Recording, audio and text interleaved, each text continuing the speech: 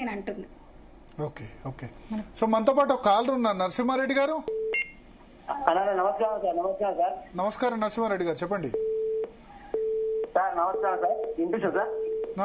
చెప్పండి సార్, నేను online business చేస్తాను సార్. నేను ఆన్లైన్ బిజినెస్ వ్యాపారం చేస్తాను. ఆన్లైన్ బిజినెస్ వ్యాపారం చేస్తాను సార్ నేను. చెప్పండి. కానీ మార్వాడి గో బ్యాక్ అంటే నాకు అర్థం కాదు సార్. మార్వాడి గో బ్యాక్ అంటే ఒక తల్లి ఉంటుంది సార్, ఇద్దరు పెద్ద మూడు పెళ్లి చేస్తారు సార్. పిల్లలు కాకపోతే గుర్తురాక సార్, ఎవరో ఎక్కడికి వెళ్ళి వచ్చి ఇక్కడ మంచిగా బతుకుతుంటే వాళ్ళతో మనం బతుకుతుంది పక్క తెలంగాణ సార్. నేను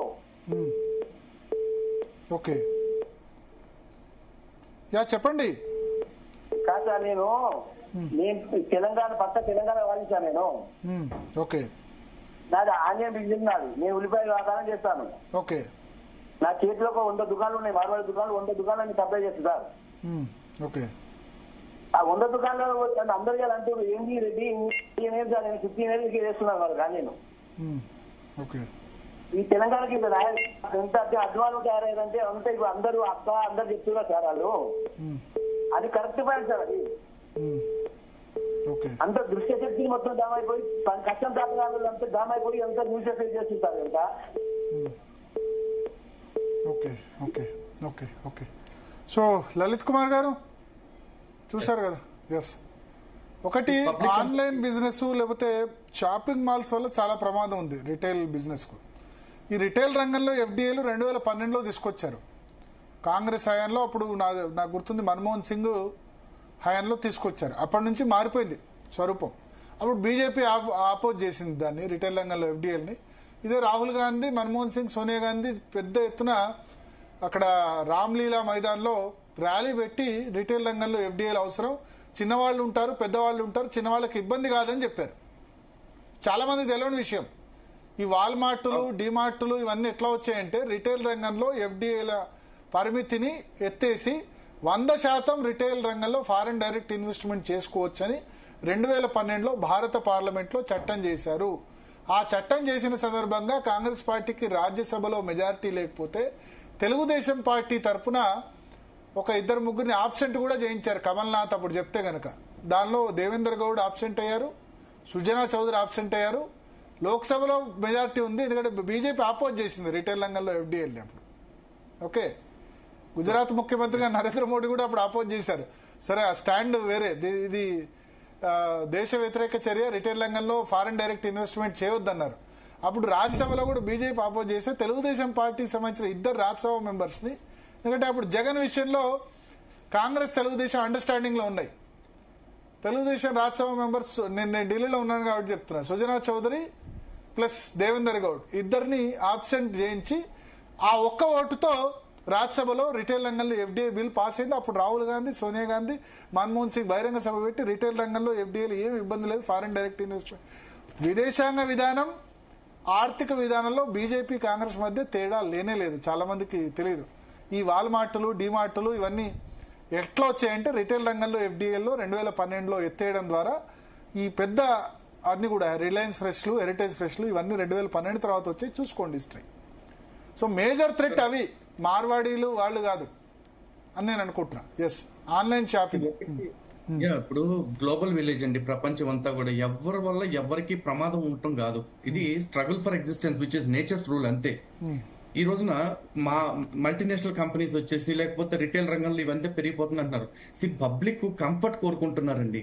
ఇంతకు ముందు కిరాణా షాప్ కి ఫోన్ చేస్తే వాళ్ళు సరుకులు పంపించేవాళ్ళు. దానికంటే ముందు కిరాణా షాప్ కు మనమే వెళ్ళి తెచ్చుకునేవాళ్ళం కాదు. ఇప్పుడు కొన్ని యాప్స్ వచ్చేసినాయి, బ్లింకిట్ అనేది, డన్జో అని చెప్పేసి 8 minutes లో ఇంటికి వచ్చి కూర్చుంటున్నాయి. ఇంతకు ముందు హోటల్కి వెళ్ళి పార్సల్ తెచ్చుకునేవాళ్ళు, ఇప్పుడు స్విగ్గీ జొమాటో అని పట్టుకున్నట్లు వచ్చి కూర్చుంటుంది ఇంట్లో. సో పబ్లిక్ కంఫర్ట్ కోరుకుంటున్నప్పుడు ఆ కంఫర్ట్ ని సర్వ్ చేయడానికి ఎవరైతే ప్రిపేర్డ్ గా ఉంటాడో వాడే మార్కెట్ లో నిలదొక్కుంటా ఉంటాడు. ఈ రోజు భారతదేశంలో మాత్రమే ఈ మల్టీనేషనల్స్ కావచ్చు లేకపోతే రిటైల్ రంగం కావచ్చు ఉందా అంటే ప్రపంచవ్యాప్తంగా అన్ని దేశాల్లో ఉన్నాయి. అభివృద్ధి చెందుతున్న ప్రతి దేశంలో ఈ కంఫర్ట్స్ అన్ని ఎంజాయ్ చేస్తున్నారు ప్రజలు. సో భారత్ మాత్రం ఇంకా వెనకబడి ఉండాలని ఎవరు కోరుకోవట్లా. కాకపోతే ఈ విధంగా మార్పులు జరుగుతున్నప్పుడు వ్యాపారస్తులు కూడా ఆ మార్పుకు తగ్గట్టుగా వాళ్ళని వాళ్ళు అప్డేట్ చేసుకోవాలి. రిటైల్ ఇప్పుడు జ్యువెలరీ దీనిలోనే చూసుకుంటే మార్వాడీస్ పెద్ద పెద్ద షాపులు పెట్టేశారు అన్నారు. ఇప్పుడు జ్యువెలరీలో కూడా ఆన్లైన్ వచ్చేసిందండి. బ్లూ స్టోన్ లాంటి సంస్థ కావచ్చు లేకపోతే ఇంకో కొన్ని సంస్థలు ఇంటికి డోర్ డెలివరీ తెచ్చి ఇచ్చి మనకు కావాల్సిన డ్రింక్స్ మనం టెస్ట్ చేసి చూసుకున్న తర్వాత మీకు నచ్చింది తీసుకు మిగతా మేము పట్టుకుపోతాం అంటున్నారు. అంటే ప్రజలు ఏం కోరుకుంటున్నారో దాన్ని సర్వ్ చేయడానికి ఎవడైతే సిద్ధంగా ఉన్నాడో వాడు మార్కెట్ లో దూసుకుపోతా ఉన్నాడు. ఈ రోజున రిలయన్స్ కావచ్చు, వాల్మార్ట్ కావచ్చు, ఇట్లాంటివన్నీ ఆ విధంగా నిలబట్టి ఎందుకు ఇదే రంగంలో కుదేలైపోయిన వాళ్ళు కూడా ఉన్నారు. ఇంతకు ముందు త్రినేత్ర అని ఉండేది ఒక సూపర్ మార్కెట్, ఇప్పుడు ఎక్కడైనా మీకు కనిపిస్తున్నాయా? లేదుగా. హెరిటేజ్ కూడా రిటైల్ రంగంలో ఒక్కళ్ళే హ్యాండిల్ చేయలేక దాన్ని ఫ్యూచర్ గ్రూప్ తోటి కల్పిస్తున్నారు. సో ఇవన్నీ జరుగుతుంటాయి బిజినెస్ లో. ఇప్పుడు ఎవడో ఎదుగుతున్నాడు కాబట్టి తన వల్ల 10 మంది నష్టపోతున్నారు అంటే కామన్ సార్ ఇదంతా మార్కెట్ లో. ఇక్కడ భారతదేశంలో మాత్రమే జరుగుతున్నట్టుగా చూడాల్సిన అవసరం లేదు. ఇక్కడ చూడండి, ఇప్పుడు ఈ తల పని చేసే వాళ్ళు ఉన్నారు, మంగళ షాప్స్ ఉంటాయి మనకి. మన నాయి బ్రాహ్మణ్ సోదరులు మాత్రమే చేసుకుంటారు అనుకున్నాం స్టార్టింగ్ లో. ఇప్పుడు జావేద్ హబీబ్ అని వచ్చాడు. మన మామూలు నాయి బ్రాహ్మణ్ షాప్ కి వెళ్ళాం అనుకోండి, ఆయన తలపని మొత్తం షేవింగ్ అంతా చేసి 200 150 తీసుకుంటారు.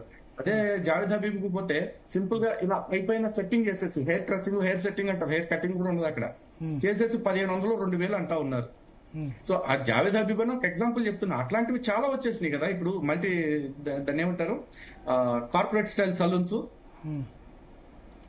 వాట్ పబ్లిక్ ఎక్స్పెక్టింగ్ దాన్ని క్యాటర్ చేయడానికి ఎవరైతే సిద్ధంగా ఉన్నారో వాళ్ళు ఫోర్ ఫ్రంట్ లోకి వచ్చేస్తా ఉన్నారు. బిజినెస్ ఎవరైతే చేస్తున్నారో వాళ్ళందరూ కూడా పబ్లిక్ రిక్వైర్మెంట్ కి తగ్గట్టుగా వాళ్ళు మార్చుకోవటమే. ఇంతకుముందు సెల్ ఫోన్ షాప్ కి వెళ్ళి 50 రూపాయల కార్డు 100 రూపాయల కార్డు రీఛార్జ్ చేయించుకునే వాళ్ళం. ఇప్పుడు మనం ఫోన్ పేలో గూగుల్ పేలో చేసేసుకోవట్లే రీఛార్జ్. ప్రపంచాన్ని మన గుప్పెట్లో పెడుతున్నారు అని చెప్పేసి టెక్నాలజీ చెప్తుంది. ప్రపంచం గుప్పెట్లోకి వచ్చిన తర్వాత కూడా అబ్బాయి నేను 10 మందిని బాగు చేయాలి కాబట్టి నేను ప్రపంచాన్ని పక్కన పడేసి నేను స్లోగా 10 నిమిషాలు అయిపోయిన పని గంటలో చేసుకుంటాను అనుకోవడానికి ఎవరున్నారు రెడీగా? Okay okay. Only thing market clear గా వెళ్తాను సార్. సో ఎట్లా అంటే ఇప్పుడు రూరల్లో కొంత ఎఫెక్ట్ ఉంది కదా, ఎట్లా రూరల్ వాళ్ళని రక్షించాలి? రూరల్లో కొత్త షాపులు పెట్టొద్దు గ్రామీణ ప్రాంతాల్లో అని కొద్దిమంది అంటున్నారు. ప్లస్ ఎంప్లాయ్మెంట్ స్థానికులకు ఇవ్వాలంటారు. అది పాసిబుల్ అవుద్దా? రూరల్లో కొత్త ప్లేసెస్ లో మార్వాడీస్, అర్బన్ హైదరాబాద్ ఓకే, హైదరాబాద్ లో అయితే ఎవరెవరిని కాపాడలేరు. ఇప్పుడు గ్రామీణ ప్రాంతాల్లో ఏమైనా కాపాడొచ్చా? అవకాశం ఉందా? సార్ ఇక్కడ ప్రాబ్లం ఏంటంటే చాలా మంది స్థానికులకు అవకాశం ఇవ్వాలి, స్థానికులకు ఉపాధి కల్పించాలని బాగానే అడుగుతున్నారు. కానీ స్థానికులు ఎంతమంది పనిచేయడానికి సిద్ధంగా ఉన్నారు? ఈ రోజున మేము చూస్తున్నాం సార్. ఈ రోజున ఏసీ బాగు చేయాలంటే షరీఫ్ వస్తాడు, నజీర్ వస్తాడు. కారు బాగు చేయాలంటే వజీర్ వస్తాడు. ఫ్యాన్ రిపేర్ చేయాలంటే ఇంకో బషీర్ వస్తాడు. లేదా సెల్ ఫోన్ రిపేర్ చేయాలరా అంటే ఇంకో పకీర్ వస్తాడు. మాకు పనులు దొరకట్లేదు ఇక్కడ. పని లేక కాదు, మార్కెట్ లో పని చేసే ఉద్దేశంలో లేక జనాల్లో. చేసుకుంటే ప్రతి వాడికి పని ఉంది. మల్టీనేషనల్ కంపెనీస్ అని పెట్టారు ఇందాక మీరు చెప్పినట్టు, వాల్మార్ట్ కావచ్చు, డిమార్ట్ కావచ్చు. దాంట్లో అంతా అలా ఆటోమేటిక్ సెట్టింగ్ పెట్టేస్తే ఆటోమేటిక్ అయిపోతుందా? అక్కడ కూడా మనుషులు పని చేస్తున్నారు కదా సార్. వాళ్ళది ఉపాధి కదా, వాళ్ళకి జీతాలు లేవా? ఆ ఉపాధి వాళ్ళకి భద్రత ఎవరిస్తున్నారు? ఆ కంపెనీకి పెట్టుబడి పెట్టిన పెట్టుబడిదారుడు కాదా?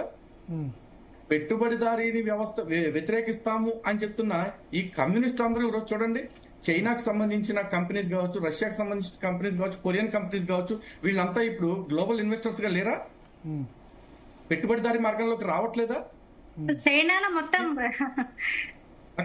అవును, ఖచ్చితంగా. ఇప్పుడు చైనా మొత్తం ఇప్పుడంతా పెట్టుబడిదారీ వ్యవస్థ మీద నడుస్తా ఉంది. వాళ్ళు నిజమైన బూర్జువా వ్యవస్థ మీద బాగుపడుతుంది వాళ్లే. ఒకడు పెట్టుబడి పెట్టాడంటే 100 మందికి ఉద్యోగం ఇస్తున్నాడని సార్. ఆ 100 మందికి పెట్టుబడి పెట్టే స్తోమతుంటే వాళ్ళు కూడా ఇంకో 100 మందికి ఉద్యోగాలు ఇస్తారు. వాళ్ళు పనులు చేయరు. అలా పెట్టుబడి పెట్టే స్తోమత లేని వాళ్ళందరూ ఈ పెట్టుబడి పెట్టేవాడి కింద సంతోషంగా బతుకుతున్నారు వాళ్ళ జీతానికి. కష్టపడే ఉద్దేశం లేనివాడు మాత్రమే నేను కష్టపడిపోతున్నాను, నష్టపోతున్నాను అంటూ మాట్లాడుతున్నాడు. రచ్చి నేను ఇంకొక మాట చెప్తాను. ఇప్పుడు మార్వాడీస్ నాకు తెలిసి, అంటే మీరు కరెక్ట్ చేయాలి తప్పైతే, ఇప్పుడు కుమ్మరి పని, కమ్మరి పని, వడ్రంగి పని మార్వాడీస్ ఉన్నారా?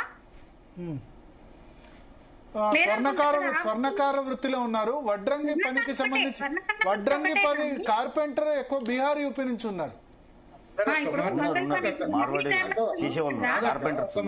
కార్పెంటర్స్ ఉన్నారట. వీళ్ళందరూ అంటున్నారు కదండి, ఈ వృత్తుల్లోకి వచ్చేస్తున్నారు. నిన్న మొన్న వికారాబాద్ లో నంగడి వృత్తుల్లోకి ముస్లింస్ వచ్చి కూర్చున్నారు సార్. కోర్టుకి ఆర్డర్ తెచ్చుకున్నారు. ఎవడాపేటప్పుడు వాళ్ళని. అండ్ ఇంకోటి, ఈ దేశంలో పందుల్లో పడి తినడానికి వచ్చిన రోహింగ్యాలు మా దేశంలో తినడానికి దిక్కు లేదని ఇక్కడికి వచ్చిన వాళ్ళు బిక్కుమంటూ ఈ రోజున ప్రభుత్వాల మీద కేసులు, సుప్రీంకోర్టులో కేసులు నడిపిస్తున్నారు సార్. ఎవడండతో రెచ్చిపోతున్నారు వాళ్ళు. వాళ్ళ కొమ్ము కాస్తున్న ఈ దేశపు ద్రోహులు ఎవరు? కుల వృత్తుల పట్ల చులకన భావం తీసుకొచ్చింది వీళ్ళే కదా. వర్ణ వ్యవస్థ, కుల వ్యవస్థ పట్ల ఈ ఒక వాడు మావో ఏమన్నాడు? చరిత్ర చదవదు, మన చరిత్ర మనకు అవసరం లేదన్నాడు. అది ఇక్కడ ఫాలో చేసి మన చరిత్ర మనకు లేకుండా చేసి ఈ మెకాలయ విద్యా విధానాన్ని తీసుకొచ్చి విద్యా వ్యవస్థను భ్రష్టు పట్టించి కుల వృత్తులను తక్కువ చేసి, అంటే తక్కువ చిన్న చూపు చూడము, కుల వృత్తి తక్కువ. నువ్వు ఇంగ్లీష్ కంచాయలయ్య అనేవాడు అంటాడు కదా, ఇంగ్లీష్ నువ్వు చదివితేనే, ఇంగ్లీష్ చదివితేనే, కోటు వేసుకుంటేనే గొప్ప అని వాళ్ళను రెచ్చగొట్టి చదువుకునేవాడు చదువుకోవాలి. కానీ ఎలా ఉన్నారంటే ఊళ్ళలో కుల వృత్తిని నామోషిగా భావిస్తున్నారు. ఇప్పుడు నేను ఒక రైతు బిడ్డను నేను చదువుకున్నాను, జర్నలిజం లోకి వచ్చాను, అట్లా దాన్ని తప్పుపట్టాల్సినది లేదు, ఎవరిష్టం వాళ్ళది. ఊళ్ళల్లో చూస్తే కుల వృత్తులను నామోషిగా భావిస్తున్నారు, ఎటు కాకుండా పోతున్నారు. ఒక రెడీమేడ్ ఉద్యోగం కుల వృత్తిని స్వీకరించడం అంటే రెడీమేడ్ ఉద్యోగం అది. ఒక ఇంట్లో, ఒక కుమ్మరి ఇంట్లో పెరిగే ఒక పిల్లోడో తల్లిదండ్రులను చూస్తూ పెరుగుతాడు. అంటే కుల వృత్తి కాకుండా వాళ్ళు మంచి వేరే చదువుకొని వేరే ఎదిగితే కూడా తప్పేం లేదు కదా, కుల వృత్తి లేదు తప్పు. కానీ ఆ చదువు కూడా అబ్బాక కనీసం సీరియస్నెస్ లేకుండా కనీసం కుల వృత్తిని చేపట్టాలి కదా, ఎటు కాకుండా పోతున్నారు. అడ్డా దగ్గర లేబర్లుగా నన్ను నిలబడుతున్నారు కానీ కుల వృత్తిని నామోషిగా ఫీల్ అవుతున్నారు చాలా మంది. సిటీకి వచ్చి లేబర్ పని చేయడానికి ఇష్టపడుతున్నారు కానీ గౌరవంగా గ్రామాల్లో కుల వృత్తిని చేయడానికి ఇష్టపడట్లేదు. చదువుకోతాను కదా, చదువుకోవాలి, ఇంకా ఎదగాలి, అది జరగాలి. ఆ 11 ఏళ్లలో తెలంగాణ వచ్చిన తర్వాత బంగారు తెలంగాణ సాధిస్తాన్న ఈ 11 ఏళ్లు పాలించిన నాయకుడు గాని ఏం చేశారు కుల వృత్తులకని అడుగుతున్నా. ఇప్పుడు మాత్రమే వీళ్ళందరూ ఉద్యమకారులే కదా. నిన్న మొన్న రౌండ్ టేబుల్ సమావేశాలు పెట్టి మాట్లాడిన కంచయ్యలయ్య, నందిని సిద్ధారెడ్డి, ఇంకెవరో వీళ్ళందరూ ఉద్యమకారులే కదా భరత్ జీ, తెలంగాణ ఉద్యమకారులే కదా. 11 ఏళ్ళు ఏం చేశారు, 10 ఏళ్ళు ఏం చేశారు కేసీఆర్ ముఖ్యమంత్రిగా ఉన్నప్పుడు? కుల వృత్తులను ఎందుకు ఆదుకోలేదు?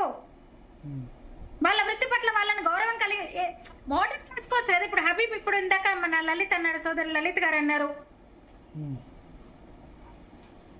ముస్లింస్ వచ్చేసి పూర్తిగా వాడు వేలు ఇక్కడ 100-150 తీసుకుంటే 5-6 బిల్లు ఇస్తాడు. వీళ్ళని ఎందుకు అట్లా డెవలప్ చేయలేకపోయినారు? ఎందుకు వాళ్ళు టెక్నాలజీని అందిపుచ్చుకునే అవకాశం వీళ్ళు ఇవ్వలేదు? ఇప్పుడు కేంద్ర ప్రభుత్వం కూడా విశ్వకర్మ యోజన అనుకుంటా ఈ కుల వృత్తులకు ఏదో తీసుకొచ్చింది స్కీమ్. ఎంత మంది వీళ్ళు సపోర్ట్ చేయగలుగుతున్నారు రాష్ట్ర ప్రభుత్వాలు? అలాంటి వాళ్ళకి ఇప్పటికైనా ఏమన్నా వాళ్ళకు కనీసం అవేర్నెస్ కూడా ఉండదు అసలు. రాష్ట్రాలలో కేంద్ర ప్రభుత్వ స్కీమ్ల మీద కనీసం చెప్పేవాడు ఉండడు వాళ్ళకి. సో ఎట్లా ఇప్పుడు నాకు తెలిసి సరే, నిన్న సాయి సంబంధించిన ఇన్సిడెంట్ అయిపోయింది.